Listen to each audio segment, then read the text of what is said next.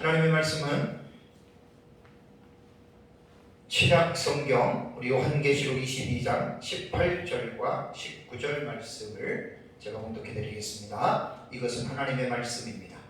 내가 이 두루마리의 예언의 말씀을 듣는 모든 사람에게 증언하노니 만일 누구든지 이것들 외에 더하면 하나님이 이 두루마리에 기록된 재앙들을 그에게 더하실 것이요 만일 누구든지 이 두루마리의 예언의 말씀에서 제하여 버리면 하나님이 이 두루마리에 기록된 생명나무와 및 거룩한 성의 참여함을 제하여 버리시리라. 아멘. 저는 지금 시리즈 설교를 하고 있는데요. 요한계시록 독법이라고 하는 이 주제를 가지고 이제 오늘이 11번째 시간입니다. 본문의 말씀은 제가 그냥 제목적으로만 지금 이제 11번째 22장 18절과 19절을 읽는 곳에서 그치고 제가 요즘에 하는 설교는 어떤 주의 설교가 아니고 요한계시록을 우리가 어떻게 읽어야 되는지에 대한 아주 어떻게 보면 구체적이고 세부적인 이러한 내용을 가지고 계속해서 지금 제가 설교 시간에 여러분들에게 설교를 지금 하고 있습니다. 일반적인 설교를 들었던 분들은 설교 강의 같다라는 이렇게 생각을 하시는 분들도 있겠지만 설교에 대한 어떤 개념은 어떤 웅변적인 어떤 그런 것보다도 하나님의 말씀을 이해하기 위한 어떤 기본적인 어떤 그러한 준비가 되는 지식들도 사실 설교 가운데 다 여러분 포함이 됩니다. 그래서 제가 우리 교회가 또 어떤 특별한 특징이 있기 때문에 제가 또 하는 설교들이 지금 계속 영상으로 계속 저장이 되고 또 기독교 종말론을 제가 또 집중해서 연구를 하기 때문에 종말론을 배우시려고 하시는 분들한테는 아주 우리 교회에서 하는 제 설교 또 에스라에서 했던 강의들을 차근차근 잘 들어보면 이제 많은 도움이 되실 것입니다. 22장 18절과 19절은 가끔가다가 제가 이제 말씀을 드리는데 이 말씀을 잘못 오해하게 되면 나는 이렇게 보는데 당신은 나와 다르다. 그러니까 나와 다르기 때문에 당신은 22장 18절과 19절에 있는 이 말씀을 무기로 사용하는 경우가 있다 그랬죠. 많습니다 지금도. 근데 이 말씀은 그렇게 사용하는 말씀들이 아니에요. 그러니까 계시 이 예언의 말씀을 더하거나 제할 때, 가감할 때에 이 말은 이 요한계시록에 기록된 내용을 해석하는 차원에서 다른 그 부분을 말하는 것이 아니고 계시의 본질 자체를 더하거나 계시의 본질 자체를 제하였을 때에 이 말씀이 해당이 된다라고 하는 사실을 꼭 기억을 해야 됩니다. 제가 지금 이제 설교를 지금 이제 요한계시록의 독법에 대해서 설교를 지금 해나가는 순서가 요한계시록은 사실 우리가 그냥 이렇게 읽으면 사실 거의 이해하기 쉬운 내용이 아니에요. 진짜 어려워요. 그래서 이제 요한계시록을 어떻게 읽어야 되느냐에서 첫 번째 크게 제가 제목을 잡은 게 묵시문학적인 장르로 요한계시록을 우리는 읽어야 된다라고 말씀을 했습니다. 왜냐하면 요한계시록은 서신서의 형태도 가지고 있고 예언서의 형태도 가지고 있죠. 또 내용을 볼 때에는 이 요한계시록은 묵시문학적인 장르로 기록이 되어졌다라고 학자들은 다 같이 이렇게 말을 합니다. 그러니까 묵시문학이 무엇인지에 대해서 이 부분에 대해서 공부를 안 하고 그냥 무조건 요한계시록을 읽으면 이게 내용이 너무 어려워서 이것을 이해하기가 어렵다는 이야기예요. 그래서 제가 첫 시간에는 묵시문학적으로 요한계시록을 읽어야 된다라고 설교를 했고 그 다음에 이제 요한계시록은 해석학적인 구조로서 요한계시록을 읽어야 되는데 일반 성도들은 이러한 부분들을 잘 모르니까 이제 사역자들이 성도들에게 이것을 가르쳐 줘야 됩니다. 그래서 해석학적인 구조는 크게 세 가지예요. 단어를 읽을 때 문자로 읽어야 되느냐 상징으로 읽어야 되느냐 이걸 결정해야 되고요. 두 번째는 요한계시록에는 여러 가지 수십 가지 사건이 나타나죠. 그럼 이 사건을 어떻게 이 사건을 읽어야 되느냐에서 가장 중요한 포인트는 언제입니다. when이에요. when. 언제 이 사건이 일어나느냐. 그래서 사건에 대한 이 해석법이 5가지입니다. 5가지. 원래는 4가지인데 이제 마지막 네 가지를 전체적으로 절충해서 종합해서 해석하는 방법이 있거든요. 그래서 이제 과거적 해석이 있고 역사주의 해석이 있고 이상주의 해석이 있고 미래주의 해석이 있다라고 이제 이 부분을 제가 지금 11번째까지 설교를 해 나가는 거예요. 미래주의 해석은 너무나 중요하기 때문에 이게 지금 오늘 오전에 5시간을 제가 설교를 하는 거예요. 미래주의만. 그러면서 이제 오후 예배 때에는 절충주의 해석을 제가 이제 설교를 하면 사건에 대해서만 제가 엄청나게 많은 시간을 가지고 설교를 해요. 이제 다음 주에는 이제 요한계시록의 단락에 대해서 단락을 해서 이건 좀 되게 중요한 거예요. 왜 제가 이 말씀을 드리냐면 이러한 기본적인 지식을 모르고 무시하고 그냥 무조건 요한계시록을 읽으니까 이해도 안 되고 어려운 거예요. 그래서 이제 제가 2월 17일에 고신 KPM의 선교사님들을 또 통해서 제가 이제 줌 세미나를 했잖아요. 그때 이제 90분 한 강의를 계속 제가 지금 이렇게 자세하게 지금 설교로 지금 풀어나가는 거예요. 그래서 이제 이것이 제가 지금 한눈에 보는 요한계시록 도표에 대한 책을 쓰는 데에 우리 교회 설교가 다 그 원고로 지금 들어갑니다. 그래서 요한계시록은 그냥 이렇게 읽어서는 도저히 이거는 이해할 수 없는 그러한 난해한 책이라고 하는 것이 요한계시록 안에 담겨져 있는 특성입니다. 자, 그래서 요한계시록을 제가 기록된 사건을 해석하는 방법 4가지가 있습니다. 꼭 기억해야 됩니다. 과거주의와 역사주의와 이상주의와 미래주의. 그렇다면 지난주에는 제가 미래주의 해석법에 대해서 여러분들에게 설명을 하면서 비판에 대해서 여러분들에게 말씀을 드렸죠. 오후 예배 때에. 그러면 여기에서 이제 4대 사건을 해석하는 해석법은 4가지예요. 그러면 이 4가지와 이 4대 학파는 어떤 차이가 있느냐? 차이가 있죠. 전천년과 무천년과 후천년과 세대주의는 요한계시록에 기록된 사건을 해석할 때 해석하는 방법들의 차이가 있어요. 간단하게 말씀을 드리면 역사적 전천년은 문자적인 해석을 중시하면서도 사건에 있어서는 미래적인 해석법을 취합니다. 이게 역사적 전천년의 특징이에요. 무천년은 뭐냐? 무천년은 이상주의의 해석, 그러니까 단어도 상징으로 해석하고 사건도 이상주의, 사건 자체로 개개인 사건으로 해석을 안 합니다. 이상주의로 무천년을 해석을 하는 거예요. 그러면서도 무천년주의자들은 과거적 해석과 역사주의 해석을 같이 병행해서 해석을 해요. 세대주의는 어떻게 해석하느냐? 모든 본문을 문자적인 해석을 하고 세대주의도 역사적 전천년과 마찬가지로 사건에 대해서는 미래적으로 해석을 합니다. 그런데 역사적 전천년에 있어서 미래적인 해석은 범위가 넓다 그랬죠. 그러니까 신약시대 전체로 보는 미래주의의 역사적 전천년 해석가들이 있는가 하면 철저한 미래주의라고 예수님 재림 직전에 나타날 사건을 해석하는 철저한 미래주의가 있습니다. 그래서 이제 이 미래주의 해석법은 너무나 이 범위가 넓기 때문에 제가 미래적 해석에 대해서는 여러분들에게 많은 제가 시간을 지금 할애해서 지금 이제 미래적 해석법에서는 제가 5시간 정도를 지금 여러분들에게 지금 말씀을 지금 전하고 있습니다.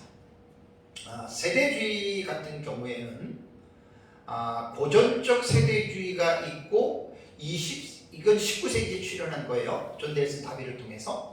그 다음에 20세기 중반에 개정 세대주의가 다시 한번 점프를 하고 그 다음에 20세기 후반에 점진적인 세대주의라고 세대주의가 많이 사상이 발전이 됐어요. 그러니까 고전적 세대주의에서는 어려운 어떤 위험한 내용들이 많이 있거든요. 그 내용들을 많이 사실은 개진했다라고 하는 것이 이제 20세기 중반에 1970년부터 시작된 이제 점진적 세대주의에 대한 사상들이 그렇게 많이 이제 바뀌어졌습니다.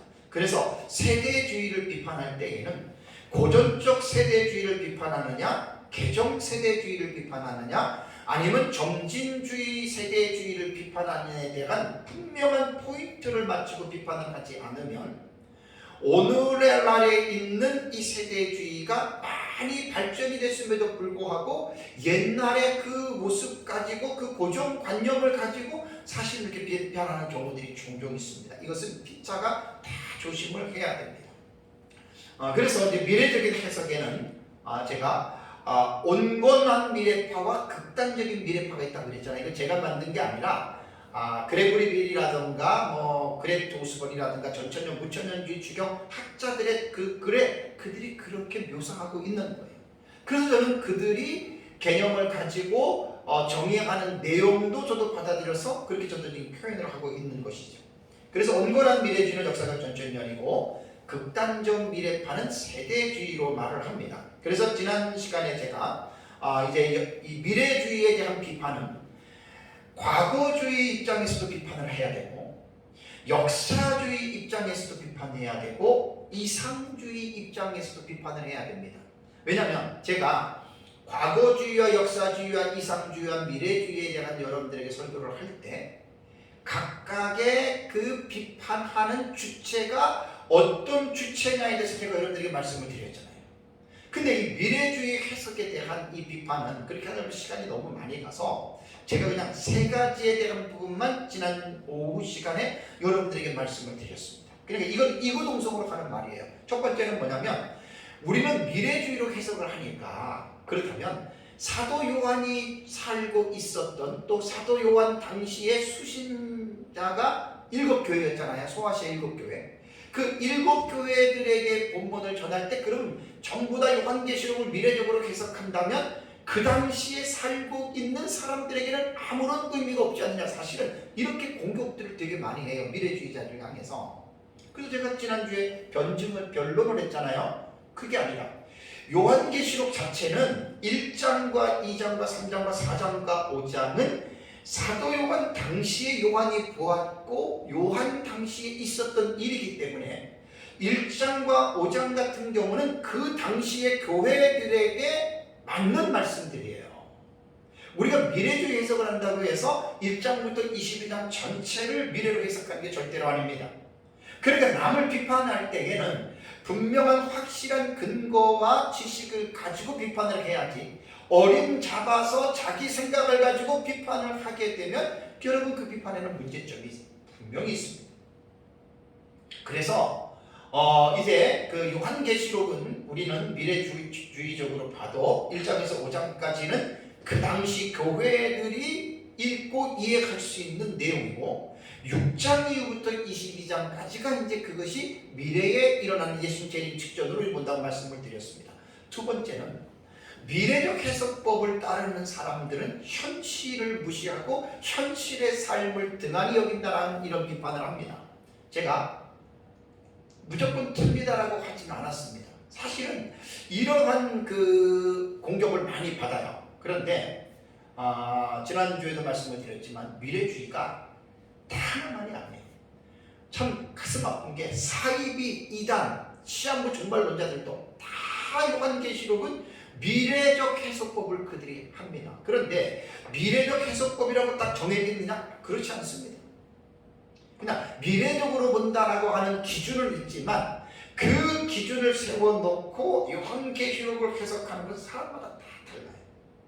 그래서 좀 이러한 차원에서 미래적인 해석법이 사실 문제를 되게 많이 일으켰고 공격을 많이 받고 있고 현재도 지금 그러고 있다라고 하는 사실입니다.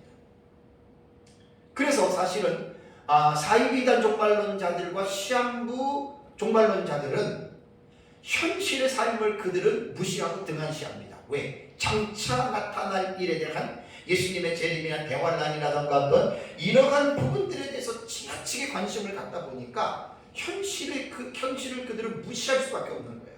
그래서 제가 이 부분에 대해서 변증하면서 뭐라고 얘기했습니까? 그거는 시한부 종말론자들이나 잘못된 사람들이나 그렇게 하는 것이지 정말 올바르게 온건한 미래주의로 믿고 있는 이 역사적 전천년주의는 그렇지 않다라고 제가 변증을 했던 거예요. 다음에 세 번째는 이 계시록 본문을 문자적으로 해석하는 것을 비평하는 사람들이 이게 무천년 이상주의 해석입니다. 왜냐하면 이상주의 해석은 문자적 해석 전 아예 안 합니다. 상징으로 봅니다. 그러면 과연 요한계시록을 특별하게 상징으로만 해석해야 된다라고 하는 법이 있습니까? 그건 없습니다. 그래서 이제 무천년주의자들이 내세우는 한 가지 장기가 있어요. 묵시문학이기 때문에 이것은 상징으로 해석해야 된다고 그러는데 그거는 어불성설이에요. 그건 억지 주장이에요. 그래서 이제 신학적인 대립으로 인해서 무천년은 문자적인 해석을 거부하고 다 상징으로 보는 것인데 저는 개인적으로는 이 해석에 저는 절대로 동의할 수 없습니다. 그래서 저는 칼빈주의 신학이고 칼빈이 강조했던 대로 성경은 문자적 해석을 중요시 하라라고 하는 이 원칙을 저는 따라가는 거예요. 그렇다고 우리 역사적 진천년이 모든 성경을 다 문자로 하느냐? 그거 아니에요. 우리도 많은 부분은 상징적으로 우리도 이상주의 방식으로 해석하는 경우들이 있습니다. 그래서 제가 이 세 가지에 대해서 지난주 오후 예배 때에 이제 미래주의 해석법에 대한 비판에 대해서 저는 미래주의 해석을 추종하는 사람이기 때문에 제가 이 부분에 대해서 여러분들에게 변호하는 차원에서 여러분들에게 말씀을 드렸습니다. 자, 이번 시간에는 그렇다면 미래적 해석법의 장점입니다.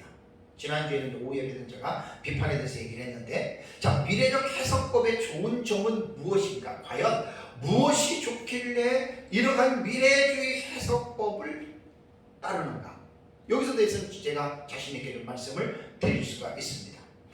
이 미래적 해석법의 최고의 장점이라면 예수님이 재림하시는 때가 언제인지는 모르지만 예수님 재림 직전에 이 세상에는 어떠한 사건이 일어나는지에 대해서 아주 매우 어떤 부분들은 구체적으로 우리에게 교훈하고 있다고 하는 것이 미래주의가 가지고 있는 아주 대단한 장점입니다.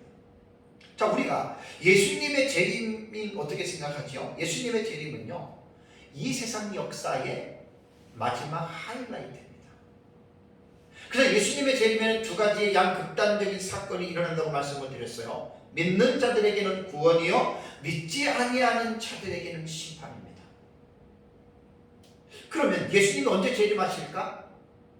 그래서 이제 사이비 이단과 시아부 종말론자들은 미래적 해석을 따르면서 다니엘서와 요한계시록을 마치 열차 시간표처럼 계산을 해가지고 예수님이 몇 년 몇 월 며칠 날 재림할 것이다라고 하는 것들을 사이비 종말론자들은 옛날부터 많이 정해놨다가 실패를 했습니다. 안식교라든가 여호와의 증인이라든가 그 외에 한국의 다미선교회라든가 수도 없는 사람들, 지금도 이 미래적 해석법이 뭔지도 모르고 신학적인 기저 없이, 신학적인 기초 없이 지금도 그렇게 하는 사람들이 얼마나 많은지 모릅니다. 그래서 예수님이 언제 올 것이다 다른 사람들 계산을 당하는데 여러분 그거 절대 아닙니다. 그래서 미래적 해석법은 너무나 중요한 해석이 올바른 해석임에도 불구하고 이게 엄청나게 위험성을 가지고 있는 해석이기 때문에 제가 이제 이 부분에 대해서는 항상 제가 아주 좀 강조를 많이 하는 편이죠. 특히 이제 요한계시록을 제가 연구를 하면서 전 너무 하나님 앞에 감사했던 게 전에는 제가 사실은 요한계시록을 미래적인 해석법으로 보는 법을 몰랐습니다. 그냥 신학교 다닐 때 학장님이 무천년이기 때문에 저도 무천년이 뭔지도 모르고 그냥 무천년, 그리고 요한계시록을 읽어도 그때는 별 이해를 못했거든요. 하나님의 은혜로 한 10여 년 전쯤에 이제 좋은 스승을 만나서 제가 계시록을 그전부터 성경은 꾸준히 연구해 왔었고 종말론이 하나님의 은혜로 확 정리가 돼버리고, 그래서 이제 이 부분을 정리를 하면서 너무나 내가 감격했던 것이 하나님이 왜 요한계시록을 기록하게 하셨을까? 그 의미를 저는 개인적으로 너무나 확실하게 깨달은 거예요. 예수님의 재림이 역사적인 하이라이트인데 그럼 예수님 재림할 때 갑자기 재림 딱 하고 끝날 것이냐? 여러분 상식적으로 생각해도 이건 말이 안 되는 거예요. 왜냐하면 하나님께서는 마지막 때에 일어나는 이 예수님의 재림이라고 하는 이 큰 중대한 사건을 앞두고 뭔가 하나님이 사인을 해주지 않으시겠어요? 여러분들 어떻게 생각하세요? 이거는 100%입니다. 성경에 하나님 분명하게 징조를 하나님께서 계시하셨다고 믿는 것은 이거는 조금도 이상하지 않고 100% 이것은 맞는 말입니다. 그래서 이제 저는 요한계시록을 연구하면서 이 부분들이 깨달아지면서 말로 형용할 수 없는 기쁨이 제 안에 지금까지 존재하고 있어요. 특히 마지막 시대에 사탄과 사탄의 추종자인 악의 삼총사가 누구지요? 적그리스도, 거짓 선지자, 음료. 이 악의 삼총사, 이 사탄을 추종하는 이 악의 삼총사가 어떻게 예수님 재림 직전에 이 세상에서 하나님을 대적하고 하나님의 교회를 대적하고 성도들을 핍박하는지에 대해서 너무나 구체적으로 이 부분들이 요한계시록 안에 담겨져 있다는 말이에요. 근데 안타깝게도 모든 사람들이 요한계시록을 보고 이것을 읽어내는 게 아니라 자기들이 가지고 있는 신학적 입장에 따라서 볼 수도 있고 안 보일 수도 있다는 이야기입니다. 그래서 미래적 해석법을 취하는 사람들에게는 이러한 부분들이 열려져 있어요. 그런데 과거적 해석과 역사주의 해석과 이상주의 해석을 하는 사람들은 절대로 신학 안에서 그들이 영향을 받기 때문에 이 내용을 못 봅니다. 이건 어쩔 수가 없습니다. 우리 미래주의 해석법을 따르는 우리들에게는 계시록 13장이라든가 그 다음에 17장이라든가 이런 부분들이 아까 말씀드린 대로 사탄과 악의 삼총사에 대한 적그리스도와 그 다음에 거짓 선지자와 그 다음에 음녀에 대한 부분이 그 성경에서 보인단 말이에요. 그리고 이들의 출현이 언제 일어나는지 우리는 요한계시록에서 보인단 말이에요. 이것이 바로 미래주의적인 해석법을 가지고 보는 사람들에게 이 사실이 이제 보인다라고 하는 사실입니다. 제가 좀 설교를 준비하면서도 늘 생각을 했는데 사탄이 가장 싫어하는 해석법이 무엇이겠는가? 여러분 사실 미래주의 해석법은요 요한계시록 안에서 사탄이 어떠한 존재인지가 거의 다 해부가 됩니다. 그리고 사탄이 마지막 때 어떻게 하는 일에 대해서도 요한계시록 안에서 우리 미래주의 해석법에서는 이게 딱 나오거든요. 그러니 사탄이 가장 싫어하는 해석법이 이 요한계시록에서 어떤 해석법을 싫어하겠어요? 미래적 해석법을 가장 싫어합니다. 그래서 저는 미래적 해석법이 성경을 요한계시록을 가장 올바르게 읽어내는 방법임에도 불구하고 이 미래적 해석법이 많은 사람들에게 왜곡되고 오도되게 이 미래적 해석법이 전해졌다라고 하는 것은 그 배후에 마귀가 분명하게 역사했다라고 저는 믿습니다. 안식교, 몰몬교, 여호와의 증인, 사이비 종말론자들, 박대선, 전도관, 용문사의 나온몽, 이례자, 구원파, 단위 선교회 등등 다 이 사람들이 미래주의 해석법을 가지고 왔는데 전부 다 이 사이비 이단들 낙인이 찍혔죠. 그러니까 이들은 저희가 지금 해석하는 온건주의 역사를 전면은 신학적인 체계가 있고 분명하게 지식들이 뒷받침이 됩니다. 성경적인 해석. 근데 이단과 사이비는 그러한 신학적인 뒷받침이 없잖아요. 그래서 저는 사탄이 이제 이 미래적 해석법을 가만히 내버려두면 자기 자신의 정체성이 다 폭로가 되는 거예요. 미래주의 해석가들에 의해서. 그러니까 이제 이것을 회방 놓기 위해서 이단과 사이비와 시한부 종말론자들에게 사탄이 미혹을 시켜가지고 그들에게 이 미래적 해석법을 부정적으로 인식을 시켜주고 많은 사람들을 혼란하게 만들었어요. 그 결과 이러한 부분들을 보고 안 좋게 보는 사람들은 미래주의 해석 자체를 싫어하고 거부하게 만들었다. 지금요 저는 수십 년 동안 무천년이 뭔지도 모르고 무천년으로 있다가 역사적 전천년으로 제가 돌아왔잖아요. 그리고 제가 많은 것들을 제가 많은 사람들을 통해서 봅니다. 그러니까 대부분 지금 한국교회 간에 무천년기설이 거의 이제 무천년이 잘 뭔지도 제대로 모르면서 이제 그렇게 무천년기설로 한국교회가 지금 흘렀거든요. 그 사람들이 이구동성을 하는 말이 뭔지 아세요? 이 미래적 해석법, 특히 한일에 해석하고 뭐 정글에서 언제 나타나고 뭐 음력 어떻게 이런 것들에 대해서 상당한 거부반응들이 있어요. 왜 그러느냐? 조금 전에 말씀드린 대로 사탄의 미혹을 받은 이단과 사이비와 시한부 종말론자들이 그렇게 많이 이 방법을 왜곡시켜 놨다는 거예요.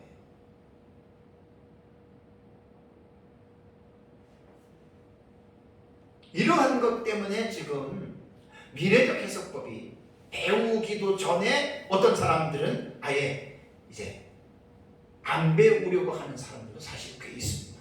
저는 제가 이제 그렇다면 이제 중요한 거는 미래적 해석법이 어떤 것이냐. 지난주에 말씀드린 대로 프레임이 너무 넓어요. 누구 거를 가지고 말을 하기가 너무 힘들어요. 너무 달라서. 그래서 이제 저는 제가 배우고 연구한 이 요한계시록의 해석법은 저의 은사가 되시는 분이 여러분들 잘 아는 대로 민병성 목사님이십니다. 총신대 신대원에서 고 박윤선 박사님으로부터 종말론을 배우셨던 제자죠. 그리고 이제 민병성 목사님은 역사적 전천년의 종말론의 권위자로서 한 50년 가까이 계속 종말론만 연구하셨습니다. 그래서 1987년부터 목회자들을 대상으로 종말론 세미나를 인도해 왔고 2001년 6월 1일부터는 밤중소리 사이트를 개설해서 인터넷에서 밤중소리만 치면 우리 민 목사님이 운영하는 사이트 인터넷 지금 홈페이지가 많은 사람들이 아마 65만 내지 70만 명 이상 그 정도가 아마 방문했을걸요. 그럴 정도로 아주 많은 영향력을 끼치고 있어요. 그리고 2006년 5월 16일부터 밤중소리 사역회를 창립해서 연세가 있으심에도 불구하고 지금까지 계속해서 세미나를 인도하고 있습니다. 매월 첫 주에 줌으로 지금은 한 달에 한 번씩 이제 올해 91세시죠. 그래도 건강하십니다. 종말론을 책을 한 15권 정도 이상의 책도 쓰시고요. 상당히 정말 뭐 흠 잡을 데 없을 정도로 이제 제가 종말론을 배운 스승은 아주 신학적으로나 해석학적으로나 아주 건강하신 이런 훌륭한 분이십니다.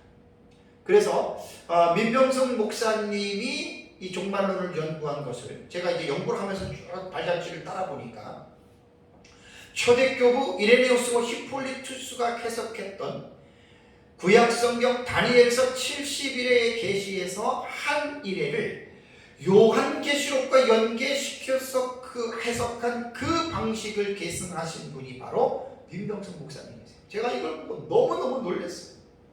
어떻게 이렇게 이런 일을 할 수가 있을까?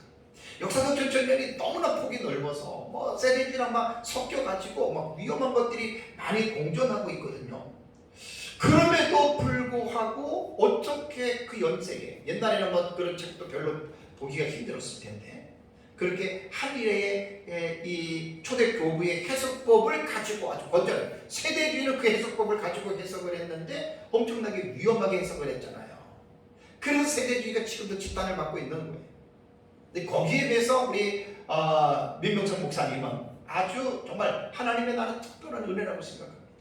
건전하게 한 일회의 해석법을 도입을 해서 이제 그 정리를 해놓으셨죠. 그래서 저는 하나님의 은혜로 우리 좋은 은사를 만나서 이제 민 목사님이 정리한 것을 종합적으로 제가 계속해서 책도 써냈고 앞으로도 써낼 것이고 지금 강의하고 있고 지금 이렇게 하고 있습니다. 한국의 이제 역사적 전천년주의자들이 옛날에는 많았죠. 박윤선 박사님, 박경영 박사님 때에는 그분의 영향으로 옛날에 30년, 35년 전에는 총신에서는 다 전천년이었어요. 무천년을 따르면 그 당시 총신에서는 이단이라고 할 정도로 그 두 어른이 살아계실 때는 그랬거든요. 근데 이제 그분들이 돌아가시기 전부터 이제 외국에서 공부하고 돌아왔던 서철원 박사님을 위시해서 모든 분들이 이제 무천년의 신학을 가지고 한국에서 이제 전파했습니다. 지금의 이제 젊은 분들이 대체적으로 이제 무천년의 종말론을 따르고 있기는 하죠. 근데 미국의 덴버 신학교의 정성욱 박사님이 젊은 신학자인데 역사적 전천년주의 종말론을 신봉하고 있습니다. 6년 전인가 이제 큐리오스라고 하는 선교단체, 이분이 운영하는 선교단체에서 1년에 한 번씩 대면으로 세미나를 하는데 코로나 때문에 2년을 못했어요. 그때 제가 6년인가 7년 전에 갔을 때 직접 들었어요. 질문할 때 가장 우리나라에서 역사적 전천년 종말론이 개혁 신학 입장에서 성경 해석을 잘해놓은 분이 밤중소리의 고문이신 민병성 목사님이라고 정성욱 박사님이 직접 말을 했습니다. 그리고 정 박사님이 우리 민 목사님과의 관계가 아주 상당히 돈독합니다. 이 얘기는 그만하기로 하고요. 어쨌든 이제 이 제가 은사에게 배운 이 역사적 전천년 미래주의 해석법의 이 부분을 짧지만 간략하게 제가 좀 말씀을 제가 이 시간에 좀 이제 드리려고 합니다. 자, 그러면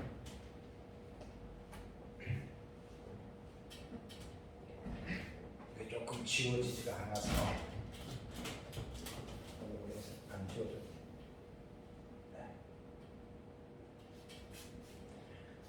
이제 그냥 듣는 것보다는 보는 것이 기억이 가장 빠릅니다. 70일에는요, 70일이라고 하는 것은 대단히 중요한 계시입니다. 그래서 사실 요한계시록을 공부하기 전에 다니엘서를 먼저 공부해야 돼요. 다니엘서 2장, 7장, 8장, 9장, 11장, 12장을 공부한 다음에 요한계시록을 공부를 하면 상당히 이해가 빠릅니다. 근데 다니엘서를 모르고 요한계시록을 공부를 하면 그거는 좀 넌센스예요. 그래서 70일에 대한 계시는 다니엘서 9장 24절과 27절 4절에 나오는 내용이거든요. 그래서 제 책의 일부에 한 100페이지 정도의 70일에 대한 아주 자세한 해석을 제가 책에다가 담았습니다. 그러면 70일에는 뭐냐? 다니엘서 9장 24절과 27절을 여러분들 펴놓으시고 보세요. 다니엘서 9장 24절과 27절 보시면 우리는 외우다시피 다 봤단 말씀이에요. 내 백성과 내 거룩한 성을 위하여 이른 이래로 기한을 정하였나니라는 말이 나오죠. 그죠? 그래서 원래 70일에는 어떻게 시작하냐면 7일에와 62일에와 한 일에가 이렇게 70일에는 공식적으로 딱 나눠집니다. 7일에 62일에 다음에 한 일에가 이렇게 되는데 왜 제가 칸을 이렇게 구분을 하냐면 7일의 시작은요 언제 되냐면 BC 445년 혹은 4년에 느헤미야가 3차 귀국을 하죠. 그래서 이제 성을 중건하라고 이제 이렇게 이제 귀국을 합니다. 이게 이제 70일에 시작이 되는 거예요. 그래서 한 일회를 7일을 하루를 1년으로 잡으면 70일에는 77에 49, 490년이 되거든요. 490년이 되는데 7일에는 49년이 돼요. 그래서 445년에서 7일이면은 BC 396년이 됩니다. 그리고 나서 62일에가 지난다고 하면은 62일에는 434년이 되거든요. 그러면 434년을 빼면은 이때가 언제냐면은 AD 38년경이 되는데 이때는 이제 그 날짜를 이제 그 해를 계산하는 방식에 보면은 원력을 계산하는 방식에 보면 마이너스 6년이 빼져요. 시간상 요거는 다 못하고 제 책에 다 있기 때문에. 그래서 이거를 32년 정도로 보면은 62일에가 마치는 때가 예수님의 공생애로 봐요. 공생애. 그래서 공생애가 이렇게 되고 그 다음에 이제 한 일에는 여기가 지금 이제 공백기가 있거든요. 그 다음에 이제 공백기를 거쳐서 한 일회가 오른 거예요. 그럼 이 공백기를 우리는 뭘로 보냐면 신약시대로 보거든요. 이 부분이 논란이 제일 많은 거예요. 70일에는. 왜 69일에서 한 일회가 연속적으로 이어지지 않고 왜 69일에서 끊기고 공백기가 있다가 왜 예수님 재림 직전에 한 일회를 계산하느냐? 이제 이 문제가 사실은 70일의 계시에서 아주 핫 이슈가 되는 내용이에요. 이 부분은 제가 뭐 자세하게 설명을 할 수는 없어도, 그렇다면 이제 여기서 많은 사람들이 이제 의구심을 갖습니다. 왜 그러면 이렇게 되느냐? 근데 이게요, 누구 사람이 만들어 놓은 게 아니라 성경에 보면은 성경이 이 사실을 우리에게 교훈하고 있다고 하는 것을 여러분 분명하게 기억을 해야 됩니다. 그러니까 이제 이 71회의 계시에 있어서 이제 중요한 거는 이 해석법이 원래는 5가지 방법이 있어요. 메시아적 해석법, 자유주의 해석법, 기독교의 해석법, 세대주의 해석법, 역사적 전천주의 해석법, 5가지인데 이 5가지는 제 책에 있기 때문에 잘 보시면 이렇게 71회를 보는 관점들이 다르구나라고 하는 것을 이제 그것을 통해서 책을 보면은 이제 알 수가 있습니다. 그러면 이제 이 간격에 대한 왜 69일회와 71회가 신약시대라고 하는 공간, 신약시대는 예수 그리스도의 이제 그 어떤 죽으심부터 계산을 하거든요. 계산을 해가지고 예수님 재림 직전까지의 그 할일회를 이제 그렇게 보는데, 그러면 왜 이 부분을 이렇게 보느냐? 그래서 사실은 이제 무천년주의자들이나 이제 이런 사람들은 이 해석법을 공감하지 않습니다. 그건 상관이 없어요. 그 신학적 입장에서 서로가 다 똑같은 거예요. 뭐 인정하든 안 하는 건 상관은 없는데, 이 간격 이론을 최초로 주장한 신학자가 누구냐? 여러분들 다 아시잖아요. 초대교부 이레네우스와 그의 제자 히폴리투스입니다. 이 사람들이 간격을 두는 거예요. 그러면 이 간격은 어디서 나오느냐? 이제 다니엘서하고 요한계시록을 깊이 있게 연구하다 보면 당연히 간격이 있을 수밖에 없는 논리가 형성이 돼요. 그래서 이제 이 부분은 초대교부였던 이레네우스와 히폴리투스의 글, 이것은 이제 그 크레이크 블룸버그와 정성욱 박사님이 편집한 역사적 전천년설이라고 하는 책 267페이지에 이 내용이 나옵니다. 그러니까 이레네우스 히폴리투스는 2, 3세기 교부거든요. 이레네우스의 스승이 폴리캅이에요. 폴리캅의 스승이 사도 요한이에요. 그러니까 이러한 사상이 저는 사도 요한으로부터 저는 내려왔다고 봐요. 그런데 이제 사도 요한이나 폴리캅은 종말론에 대한 개인적으로 쓴 글들이 없어요. 그러니까 우리가 이제 알지 못하는데, 이 부분은 저는 누가 뭐라 그래도 분명하다라고 저는 확신을 합니다. 그래서 이레네우스와 히폴리투스의 글을 보면은 한 일회라고 하는 용어를 썼고, 그 다음에 한 일회를 2파트로 분리했습니다. 그러니까 한 일회를 7년으로 본다면 7년 반이면 어떻게 돼요? 날짜로는 1260일이고 달로 말하면 3년 6개월이 되는 거예요. 그러면 이 어떤 그 해석 방식을 최초로 이제 한 학자가 이레네우스와 히폴리투스라고 했는데, 그럼 이레네우스와 히폴리투스는 이 해석의 기저를 어디에서 가지고 왔느냐를 우리는 여러분 봐야 되거든요. 아까 다니엘서 9장 봤죠? 다니엘서 9장 27절에 뭐가 나옵니까? 다니엘서 2장 97절에 보면은 그가 장차 뭐라 그랬어요? 많은 사람과 더불어 어떻게 해요? 한 일회 동안의 언약을 굳게 맺고 나오지요.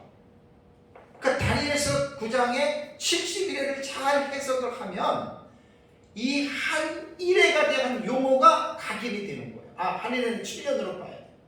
칼빈 같은 학자도 하루를 1년으로 해석하는 법에 동의를 했고, 많은 학자들이 하루를 1년으로 해석하는 법에 동의했습니다. 그러니까 특별히 세대주의만 그런 것이 아닙니다. 그래서 다니엘서 9장 27절에 한 일회 동안의 언약을 굳게 맺고, 그 다음에 무슨 말이 나와요? 그가 그 일회의 언제요? 절반에, 이 하치라고 하는 히브리어 단어는 딱 중간 지점을 말합니다. 그러니까 7년의 중간 지점이 언제예요? 3년 6개월 1260일 다음에 해당하는 지점이거든요. 그러니까 한 이래를 두 부분으로 나누었다. 이것이 이레네우스와 히폴리투스가 최초의 신학자라고 외국어로 된 인터넷에서는 치면은 답변이 그렇게 나온단 말이에요. 그러면 이레네우스와 히폴리투스는 자기들이 인간의 상상으로 만든 그러한 사상이 아니에요. 다니엘서 9장에 있는 이 말씀을 근거로 그들이 해석을 했다라는 거예요, 여러분.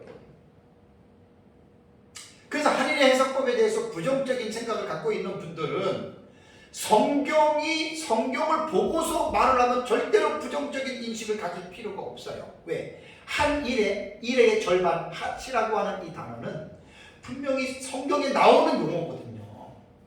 그러니까 이 성경에 나오는 이 내용을 자기가 보지 못했거나 자기가 이런 관점으로 읽지 못하는 것이 문제이지, 이 성경에 나오는 이 용어 자체를 우리는 무식해서는 안 되지 않습니까? 그래서 한 이레를 두 부분으로 구분하는 것은 이레네우스와 히폴리투스가 아니고 성경이 자증하는 거예요. 스스로 증명하는 거예요. 이것을 성경을 읽는 독자인 우리들은 이것을 읽어내는 거예요. 다음에 다니엘서 9장 25절을 가보세요. 이거 지금 되게 중요해요. 종말론적인 용어인데 다니엘서 7장 25절 보세요. 다니엘서 7장 25절 보면 그가 장차 지극히 높으신 이를 말로 대적하며 또 지극히 높으신 이의 성도를 괴롭게 할 것이며 그가 또 때와 법을 고치고자 할 것이며 성도들은 그의 손에 붙임받아 뭐라고 했습니까? 한 때와 두 때와 반 때를 지내리라. 히브리어의 원문을 봐도 한 때 1년입니다. 두 때는 사실 때들이라고 하는 복수로만 되어져 있어요. 반 때는 6개월이에요. 그래서 원문을 직역하면 1년 혹은 년들, 그 다음에 반년 이렇게 되거든요. 대부분의 제가 다니엘서 주석은 한 20권 정도를 제가 다 이렇게 보고 있지만 거의 다들 보면은 특별하게 까칠하게 문제를 제기하는 사람들 외에는 다 3년 6개월로 다 해석을 합니다. 절대로 어거지가 아닙니다. 다음에 다니엘서 12장 7절도 보세요. 다니엘서 12장 7절을 보면은 내가 들은즉 그 세마포 옷을 입고 강물 위쪽에 있는 자가 자기의 좌우 손을 들어 하늘을 향하여 영원히 살아계시는 이를 가리켜 맹세하여 이르되 반드시 뭐라고요? 한 때, 두 때, 반 때를 지나서 성도의 권세가 다 깨지기까지이니 이렇게 말을 했잖아요. 여기도 똑같은 거예요. 한 때, 두 때, 반 때. 3년 6개월 1260일을 말을 합니다. 그래서 이 요한계시록은 묵시문학적인 장르로 기록이 되어져 있기 때문에 묵시문학이 무엇인지를 알고 구약성경의 다니엘서를 공부한 사람들은 요한계시록을 들어오면 그렇게 못 읽어낼 수 있는 책은 아니라는 거예요. 그래서 다니엘서 9장과 7장과 12장에 한 일의 절반, 한 때, 두 때, 반 때, 이 말은 뭐냐면 다니엘서의 71회에 나타난 계시를 이해를 해야지만이 이제 종말에 대한 이 신학적인 시스템을 체계를 세울 수 있다라고 하는 말이에요. 사실은 이제 다니엘서 저도 연구를 계속 또 하고 있지만 다니엘서 7장과 12장에 나오는 한 때, 두 때, 반 때는 전 3년 반에 해당이 되는 해가 아니고 후 3년 반에 해당이 되는 시기입니다. 이게 다니엘서의 이 부분이 지금 강조하고 있어요. 그 다음에 다니엘서 12장 여러분 11절 12절 보세요. 거기 보면 1290일 나오고 1335일 나오죠. 이것도 후 3년 반을 기준으로 해서 1290일 1335일이 되는 거예요. 이것이 다니엘서에 나타난 특징입니다. 자, 그러면 요한계시록 11장을 가보세요. 요한계시록 11장. 이렇게 구약 성경에 대한 기본적인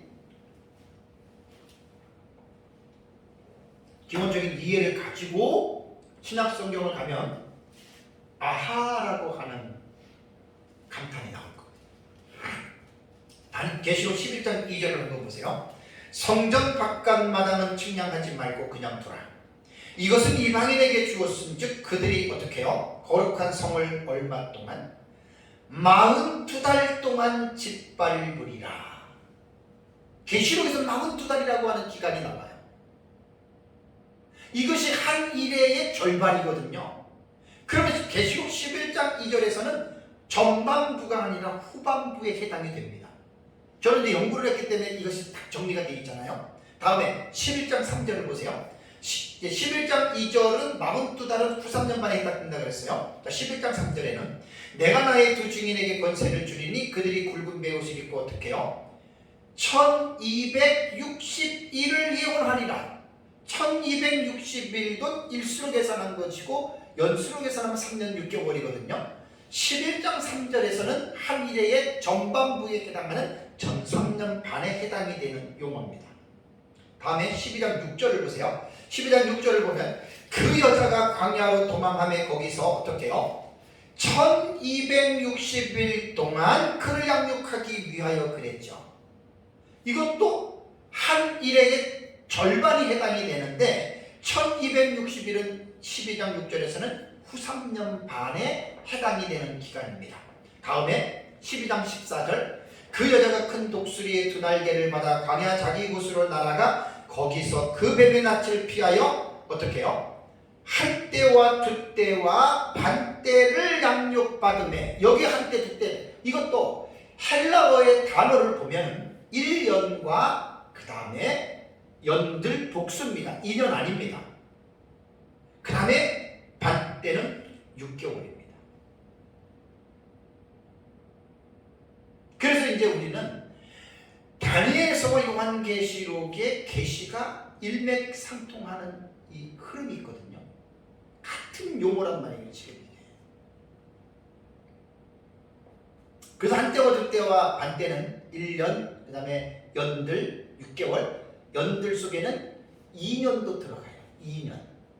사실 이게 쌍수로 기록이 되었다면 정확하게 2년이 되겠지만 그냥 복수로 기록이 돼서 그렇지만 이거를 2년으로 해석하는 건 절대 여러분 무리하지 않습니다. 왜냐하면 2년도 복수에 해당이 되니까. 이게 다 지금 3년 6개월을 말하는 거예요. 다음에 이제 계시록 13장 5절 보세요. 계시록 13장 5절을 보면 또 짐승이 과장되고 신성모독하는 말하는 입을 받고 또 몇 달? 42달을 일할 권세를 받으리라. 그러니까 요한계시록에는 1260일, 42달, 한때, 두때, 반때 요 용어가 계시록에 나오죠. 이것이 다니엘서의 한때, 두때, 반때, 한 일의 1회의 절반 똑같은 개념이에요. 절대로 다른 뜻이 아니에요. 그래서 이제 상징의 해석법을 취하는 사람들은 문자적으로 안 보지만 우리 역사적 전천년주의는 문자적 해석을 중시하기 때문에 이것을 우리는 3년 6개월 1260일로 우리는 그대로 해석한다는 말이에요. 그러니까 저희가 지금 해석하는 온건한 미래파인 역사적 전천년주의는 막무가내로 해석하는 게 아니에요. 정확한 성경적인 해석과 신학적인 해석이 우리는 뒷받침이 되어 있어요. 아니면 자부합니다. 자신 있게 말합니다. 그래서 한 일회를 두 부분으로 나누는 것은 성경이 이렇게 스스로 증명하고 있다고 하는 사실이에요. 그래서 성경을 읽는 독자 입장에서 우리는 이것을 그렇게 성령의 감동으로 읽어내서 다니엘서에 기록된 계시와 요한계시록에 기록된 계시가 인볼브가 되는 거예요. 직접적으로 연결이 되는 거예요. 이게 사람의 지식으로 지혜로 이게 해결이 되겠습니까? 저는 성경은 성령의 감동을 받은 사람이 예언한 계시이고요. 또 성경을 읽는 독자도 성령의 감동과 조명을 받아야 그 성경이 기록될 때에 그 영감을 나는 받을 수 있다고 생각을 합니다. 종만원은 제가 꾸준히 깊이 있게 계속 연구를 하면서 역사적 전천년의 이 온건한 미래파의 이 해석법은 정말 제가 모든 사람들에게 강추하고 싶은 해석법이에요. 상대방에서는 공격하는 사람도 있고 부정적으로 보는 사람도 있겠지만 저는 자신 있게 다 대답해 줄 수 있어요. 어거지로 말하는 게 아니에요. 그래서 제가 쓴 요한계시록 주해라고 하는 책에 보면은 좀 뭐 제가 부족하지만 나름대로 그런 부분들에 대해서 책 안에다가 그 내용들을 다 담아놨습니다. 한 1300페이지, 400페이지가 되는 분량이에요. 내용이 아주 많은 분량. 그렇다면 전 3년반과 후 3년반을 왜 구분을 해놨겠느냐는 거예요. 분명한 특징이 있습니다. 제가 정리한 한눈에 보는 요한계시록 도표에 보면은 아주 자세하게 도표 하나에 요한계시록을 1장부터 20장까지 한눈에 딱 보도록 도표를 우리 미 목사님한테 배워서 정리를 해놨어요. 거기에 보면은 전 3년반의 특징은, 자, 전 3년반이라고 하는 거는 한 일회가 시작이 되는 거잖아요. 그죠? 한 일회가 시작이 되는 시점에서 제일 중요한 거는 뭐냐면 적그리스도가 등장을 해야 돼요. 근데 적그리스도는 정치적인 지도자거든요. 적그리스도가 등장할 때에는 자기가 태동되는 제국이 있어야 돼요. 자, 예를 들어서 푸틴이 지도자예요. 근데 푸틴이 그냥 혼자서 아무 데서나 푸틴이 나오는 게 아니잖아요. 러시아라고 하는 그 나라 속에서 나오는 지도자라는 거예요. 똑같은 거예요. 적그리스도도 마지막 때에 그 성경을 보면은 짐승 국가가 7제국이 나옵니다. 요한계시록 17장에는 7머리라고 그랬잖아요. 그렇죠? 그 7머리가 제국을 말하는 거예요. 그래서 구약 성경에 나타난 짐승 국가가 6개 국가가 나오는데 애국, 아수르, 메데바사, 헬라, 로마가 이것이 자, 애국, 아수르, 바벨론 맞았군요. 바벨론, 메데바사, 헬라, 로마까지가 구약 성경에 나타난 6개 짐승 제국입니다. 물론 6번째 짐승 제국인 로마는 이제 신약 시대까지 내려오죠. 서로마가 476년에 겔트족에게 멸망하고 그 다음에 1450인가요? 1545년에 그 모하메트에 의해서 그 이슬람에 의해서 동로마가 멸망을 하잖아요. 그죠? 그러니까 6번째 짐승 국가는 로마까지 이렇게 연결이 되는 거예요. 그러다가 마지막 언제인지는 모르지만 이제 그 다니엘서 7장에 나타난 사자, 곰, 표범, 처리를 가진 무서운 짐승, 우리는 이 마지막 때에 나타나는 4대 열강으로 우리는 보거든요. 그래서 이 4대 열강 속에서 나타나는 네 번째 짐승, 무서운 처리를 가진 짐승이 사자와 표범과 곰의 열강들을 무너뜨려 버려요. 우리는 이제 이 부분을 마지막 때 예수님 재림 직전에 나타나는 4대 열강으로 다니엘서 7장을 해석을 하거든요. 무천년은 다니엘서 2장에 나타난 바벨론, 메데와 사일라, 로마로 그때랑 동일하게 해석하니 우리는 그렇게 그 해석법을 따르지 않습니다. 우리 마지막 때 나타나는 등장하는 이러한 어떤 4대 열강으로 우리는 보거든요. 거기에서 이제 네 번째 짐승이 연합국가예요. 합중국이에요. 합중국. 그러니까 놀라운 게 뭐냐면 짐승 국가를 구약 시대부터 애굽, 아수르, 바벨론, 메데바, 사일라, 로마를 보면 합중국이 아니에요. 전제국가예요. 전제국가. 한 사람의 왕을 세워놓고 통치를 받았던 제국이에요.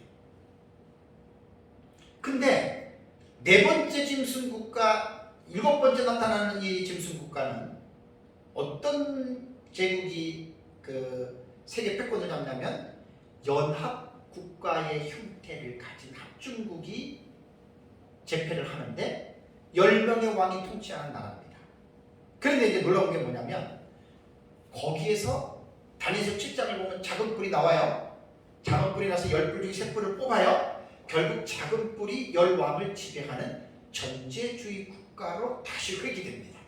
이건 제가 나중에 뭐 좀 다시 말씀드리기로 하고요. 어쨌든 전 3년반과 후 3년반의 특징이라고 하는 것은 뭐냐면 전 3년반이 시작될 때 한 일회가 시작이 되는 거예요.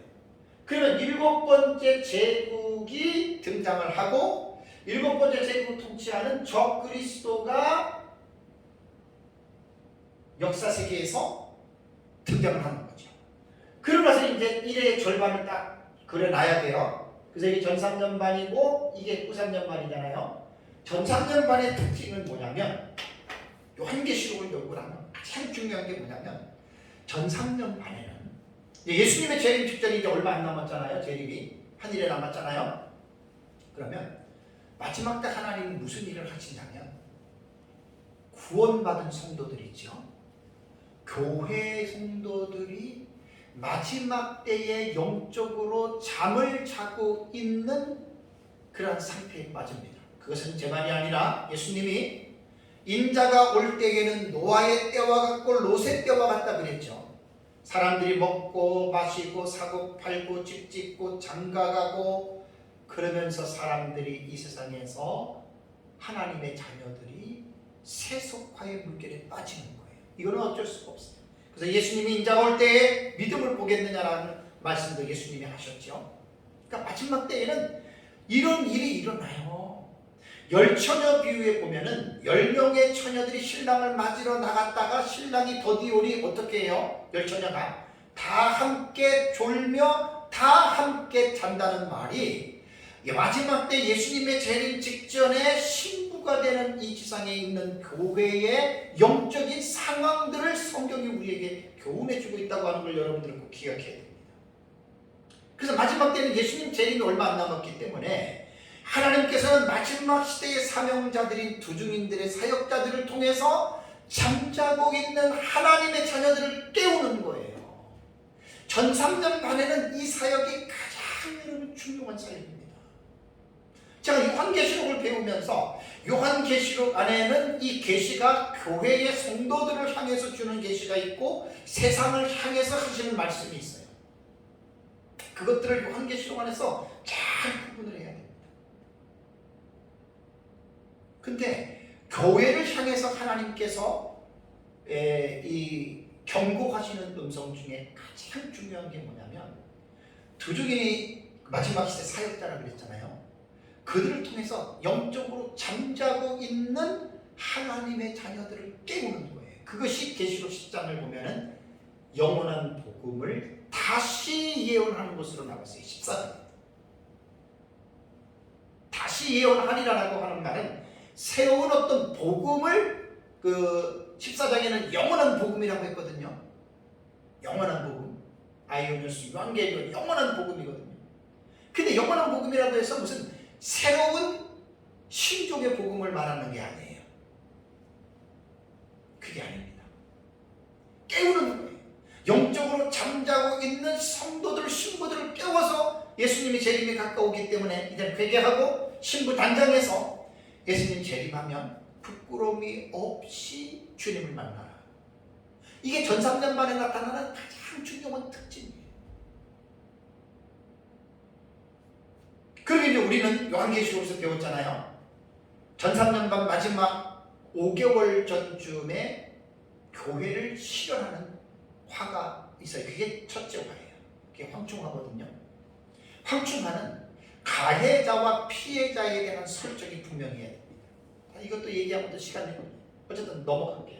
그래서 이 황충화를 통해서 믿음으로 이긴 사람들이 후삼년반 대환란에 계시록 12장 6절과 13절 4절에 나오는 하나님의 예비처에 들어가서 대환란의 보호를 받는 무리가 형성이 되고 깨어있지 않고 세속에 물들어서 있던 사람들은 후삼년반에 예비처를 들어가지 못하고 대환란에 떨어져서 고통을 당해야 된다고 하는 이 두 가지의 분명한 사실을 마지막 때에는 사역자가 성도들이 거룩한 삶으로 성령 충만하게 세상에서 벗어나서 죄와 싸워서 주님의 재림을 기다리라고 하는 이 메시지를 강력하게 마지막 때에는 외쳐야 돼요.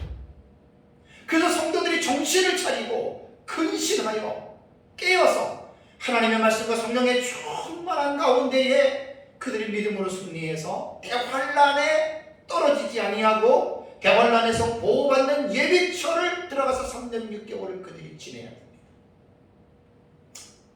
안타깝게도 모든 사람들이 다 두중인이 깨어나고 회개를 외칠 때 모두가 다 회개하느냐? 그렇지는 않겠죠. 그는 각자의 몫이고 각자의 책임입니다. 그 다음에 후 3년 반의 특징은 뭐냐?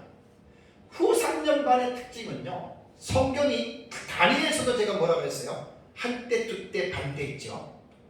요한계시록에서도 한때 두때 반때 42달. 이게 뭐냐면요, 거의 후 3년 반에 포커스를 맞춘 겁니다. 왜냐하면 이 후 3년 반이 대환란에 들어가는 때입니다. 세계주의는 우리 역사적 전천년주의와 같이 7년 환란을 이야기를 하거든요. 근데 세계주의는 7년 전체가 다 대환란이라고 이야기를 하고, 그 한일의 해석법이 우리가 상당히 다릅니다. 여러분, 우리 해석하는 법을 배워보면 많이 세계주의와 다릅니다. 아주 안전합니다. 제가 배운 민목사님한테 배운 이 해석은 너무너무 안전합니다. 정말 배울 만한 가치가 있습니다.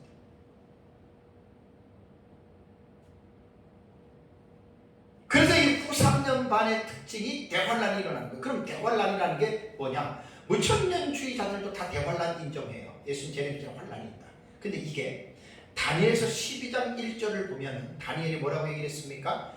개국 이래로 이와 같은 환란이 없을 것이다 그랬죠. 그러니까 이스라엘 백성이 나라가 형성되기 이전부터 지금까지 수많은 환란을 이스라엘 백성들이 경험을 했어요. 그것과 비교가 안 될 만한 환란입니다. 마태복음 24장 21절에도 예수님이 창세 이후로 이런 환란은 없을 것이다 라고 말하셨습니다. 안타깝게도 무천년주의자들의 일부가 이 대환란을 AD 70년에 디도 장군에 의해서 예루살렘이 함락한 그것으로 본다고 하는 것이 좀 너무나 안타까운 거예요. 그 환란을 말하는 게 아닙니다. 비교가 안 됩니다. 왜냐하면 그 환란은 유대인들에게만 임한 국지적인 환란이고, 다니엘이 예언하고 예수님이 예언한 것은 유대인들만 당하는 대환란이 아니라 전 세계적으로 임하는 대환란을 말합니다. 이게 요한계시록 안에서 분명하게 연계가 돼서 나오거든요. 그래서 우리 온건한 미래주의 해석법을 가지고 있는 저희들은 다니엘서에 나타난 남은 한 일회가 예수님 재림 직전에 나타나는데, 그때가 언제냐면 예수님 재림하기 직전이니까 7년 전이에요. 이 내용이 어디 나오냐면 요한계시록 6장부터 19장까지는 한 일의 기간 동안에 나타나는 약 44가지의 사건이 나타납니다. 다음 주에 제가 단락별의 해석을 할 때도 한 몇 주 할 거예요. 그것도 간단하게 해석을, 제일 사실 요한계시록 해석하는데 단락법 해석이 제일 어려워요. 이거는 공부들을 좀 많이 하셔야 돼요. 저는 영구를 해석하니까 이제 그 다음 주부터는 조금 어렵지만 제가 단락에 대한 해석법에 대해서 하면서 우리가 보고 있는 해석법을 제가 여러분들에게 말씀을 드릴게요. 그러니까 요한계시록 6장부터 19장까지의 내용이, 6장부터 19장까지의 내용이 약 44가지의 사건이 일어나는데, 이 사건이 바로 한 일회 동안에 나타나는 것이다. 이것이 우리가 해석하는 아주 특이한, 아주 특별한 그러한 해석입니다. 어쨌든 요한계시록은요, 나와 다르다고 해서 나와 다른 너는 틀리다 이렇게 봐서도 안 되고요. 요한계시록은 잘들 배워서 또 폭넓게 배워야 됩니다. 내 것만 알고만 있어서는 안 됩니다. 상대방의 해석도 알고, 그리고 이단과 사이비가 아닌 이상에는 절대로 우리는 배타적으로 배격해서는 안 됩니다. 같은 형제로 여기고 해석하는 차원에서 다를 뿐이지, 이게 뭐 요한계시록 좀 다른다고 해서 모든 게 다른 게 여러분 절대로 아닙니다. 거기에 오해하면 큰일. 예수님의 재림을 기다리면서 이번 시간에는 제가 미래적 해석법이 왜 좋은지 그 장점에 대해서 좀 간략하게 말씀을 드렸고요. 또 우리가 이런 믿음 안에 깨어서 예수님의 재림을 기다리면서 우리가 늘 신부단장해야 됩니다. 거룩한 삶으로 부끄러움이 없이 없는 삶을 살다가 예수님을 만나는 우리가 되도록 다 같이 이 시간에 함께 합심해서 기도하겠습니다. 전능하신 하나님,